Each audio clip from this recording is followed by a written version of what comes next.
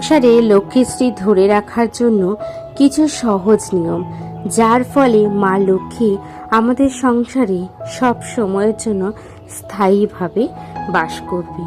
মা লক্ষ্মী যে গৃহে একবার রুষ্ট হয় সেই গৃহ কিন্তু একেবারে ধ্বংসের কূপে পড়তে হয়। তো সেই জন্য কিছু সহজ উপায়ে নিজের সংসারটিকে ধরে রাখার চেষ্টা আমি সব সময়ের জন্য করে থাকি। রাতে রাতে বন্ধুরা, কেমন আছেন আপনারা সবাই? আশা করছি আপনারা সবাই ভালো আছেন ও সুস্থ আছেন। আমরাও বেশ ভালো আছি। আমার আরও একটি নতুন ভিডিওতেই আপনাদের সকলকেই স্বাগত জানাই। আজ বৃহস্পতিবার আর এখন ঘড়ির কাঁটায় বাজে প্রায় 6টা নাগাদ। দেখুন 6টার সময় কি পরিমাণে আলো হয়ে গেছে। আজকে ঘুম থেকে উঠতে উঠতে 6টা বেজে গেছিল।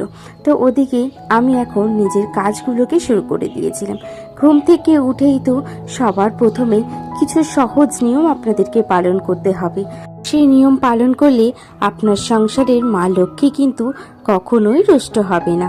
ঘুম থেকে উঠেই যেরকম আমাদের সংসারে কিন্তু সবার প্রথমে গোবর জলটি দিয়ে থাকি, বা ঘর লেপা গোবর দিয়ে এই জিনিসটা কিন্তু সব সময়ের জন্য করে থাকি। তো সেই রকমই কিন্তু আমার বাপের বাড়ির পরিবেশেও সবার প্রথমে মা ঘুম থেকে উঠে কিন্তু এই কাজটি আজকে করে নিয়েছে। সমস্ত জায়গায় কিন্তু গোবর ছিটিয়ে দিয়েছে, গোবর জল ছিটিয়ে দিয়েছে। তো তারপরে আমি এদিকে বাসি কাজগুলো সেরে নিচ্ছি। সবার প্রথমেই ভালো করে ঘরটি ঝাড় দিয়ে কিন্তু আমি এই বড় উঠোনটি বেশ ভালো করে পরিষ্কার করে ঝাড় দিয়ে নিয়েছি। আর তারপরে পুরো ঘরটি কিন্তু এখন আমি মুছে নিচ্ছি। যেহেতু সকালের বাল্যভোগটি দিতে হবে, সেই জন্য আগে ভাবলাম ঘরটি আমি মুছে নিই। এদিকে ঘরটি মুছে নেওয়ার পরে ঠাকুরের বাসনগুলো নিয়ে চলে এসেছি। আজকে যেহেতু বৃহস্পতিবার, সে কারণে বাসনের পরিমাণটাও কিন্তু অনেকখানি বেশি। এদিকে সমস্ত বাসনগুলো কিন্তু নিয়ম মতনই বেশ ভালো করে পরিষ্কার করে নিচ্ছি। এদিকে সমস্ত বাসনগুলো কিন্তু আমার মাজা হয়ে গেছে। তারপরে ঘরে গিয়ে দেখছি সবাই ঘুম থেকে উঠে গেছে।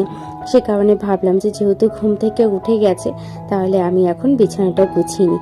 জানেন তো, মা লক্ষ্মী কিন্তু সব সময়ের জন্য পরিষ্কার পরিচ্ছন্ন থাকতেই পছন্দ করে।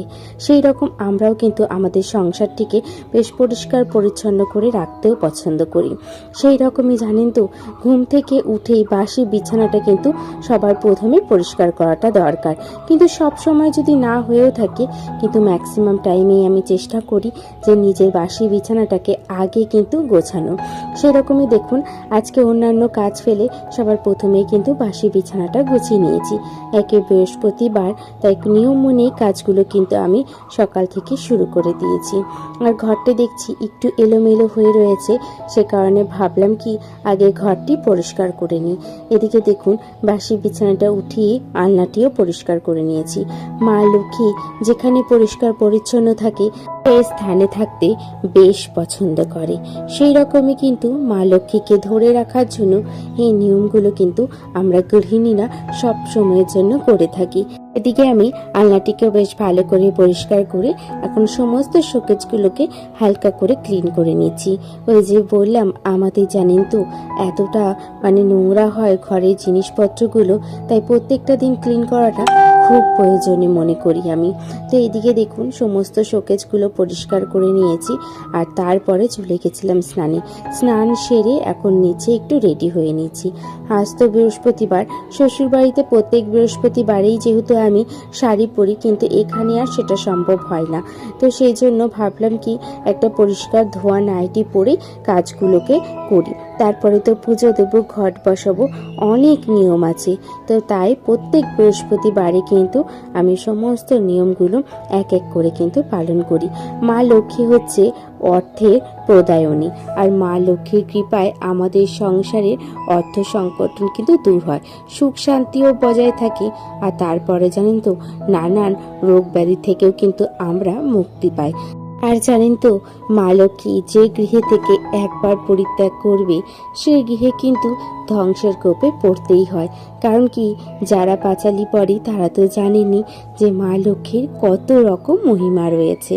তাই মা লক্ষ্মীকে ধরে রাখতে কিছু সঠিক নিয়ম কিন্তু প্রত্যেক গুরুবারে প্রত্যেক বৃহস্পতিবারে কিন্তু করাটা খুব প্রয়োজনীয়। তাতে কিন্তু মা লক্ষ্মীর পুজো খুব ভালোভাবেই হয়, আর মা লক্ষ্মীও কিন্তু খুব ভালোভাবে সন্তুষ্ট হয়ে সেই সংসারে কিন্তু স্থায়ীভাবে বাস করে। তো আমি আপনাদেরকে আজকে দেখাবো আমি কিভাবে মা লক্ষ্মীর পুজো করি। এদিকে দেখুন, গল্প করতে করতে জামা প্যান্টগুলোকে মেলে সবার প্রথমে ধুব্বো আরও যে তুলসী পাতা তুলে নিয়ে এসেছি। তারপরে বেশ ভালোভাবে সিংহাসনটিকে কিন্তু আমি এদিকে পরিষ্কার করে নিচ্ছি। যেহেতু আমার এই বাড়িতে মা লক্ষ্মীর কোনো স্থায়ী মূর্তি নেই, ওই ফটোতেই পুজো হয়, তাই কিন্তু এখানে মা লক্ষ্মী স্নান করানোর কোনো ব্যাপার নেই। কিন্তু যাদের পিতলের মা লক্ষ্মী আছে তারা কিন্তু নিয়ম মেনেই কিন্তু প্রত্যেক বৃহস্পতিবারে আপনি মা লক্ষ্মীকে স্নান করাতে হয়। তো যাই হোক, যে যেরকমভাবে পুজো করে। এদিকে দেখুন, আমি ঘটে সবার প্রথমে কিন্তু সিঁদুর দিয়ে কিন্তু স্বস্তিক এঁকে নিয়েছি। জানেন তো, মা লক্ষ্মীর ঘটে স্বস্তিক আঁকাটা নাকি খুব ভালো। তো তারপরে ঘরটিকে সুন্দর করে সাজিয়ে নিচ্ছি। ঘরটি সাজানো হয়ে গেলে আম্র পলকের উপরে কিন্তু ফোঁটা দিয়ে দেবো সিঁদুরে, 5টা ফোঁটা। তারপর হচ্ছে পান পাতার উপরে ফোঁটা দিয়ে দেব, আর কলার উপরে। যেহেতু আমার এখানে সমস্ত পিতলের জিনিস, তাই পিতলগুলোর ওপরে কিন্তু ফোঁটাটা আমি দিয়ে দিয়েছি। তো এদিকে ঘরটিকে সুন্দর করে সাজিয়ে নিয়েছি। আর জানেন তো, মা লক্ষ্মী কিন্তু জবা ফুল পায়, তাই জবা ফুলটা প্রত্যেক দিন যদি ঘরে দিতে পারেন খুব ভালো। তো তারপরে এদিকে ঠাকুরকে ভোগ নিবেদন করে কিন্তু এদিকে ঘরটি বসিয়ে নিয়েছি। ঘট বসানোর পরে কিন্তু কোনো রকম শব্দ করতে পারবেন না, শব্দ করাটা কিন্তু একেবারে নিষেধ। যেহেতু মা লক্ষ্মী খুব শান্ত প্রকৃতির, সে কারণে কিন্তু মা লক্ষ্মীর পুজোতে কিন্তু কোনো রকম শব্দ করা যায় না, শঙ্খ ছাড়া।